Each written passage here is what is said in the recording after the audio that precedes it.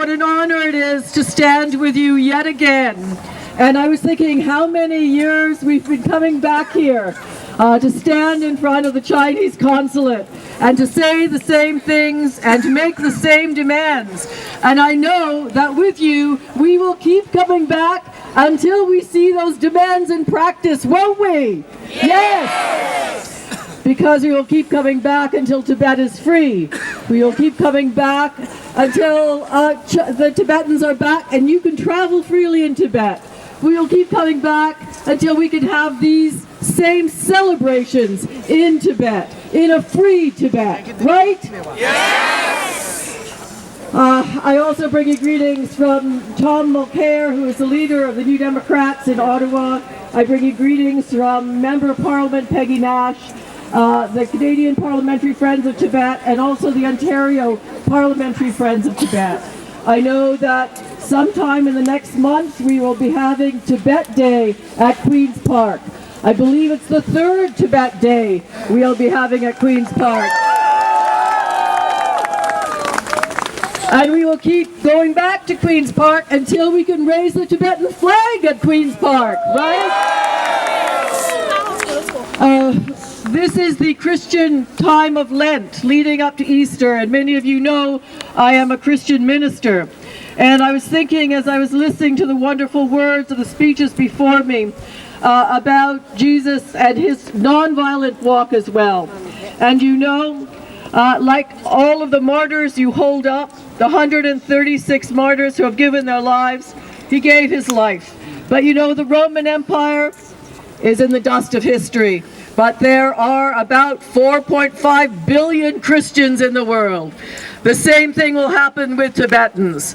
You know, the present leadership in China will go into the dust bowl of history, but there will be billions of Tibetans, and they will be free Tibetans in the world one day. Won't there? Yes, there will. And I just wanted to say also, if there's anybody listening inside the Chinese consulate to what's going on out here, that this is not a struggle, and His Holiness the Dalai Lama has always said it. It is not a struggle against the Chinese people.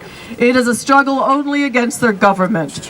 That in fact the freedom of the Chinese people is as essential as the freedom of the Tibetan people. And we pray for both today. Both, and not only just Chinese freedom and Tibetan freedom, but the freedom of peoples around the world. And that is your true strength. We, the world, look to Tibet. You are our leaders. His Holiness is our leader, showing us what it looks like to have non-violent struggle against oppression.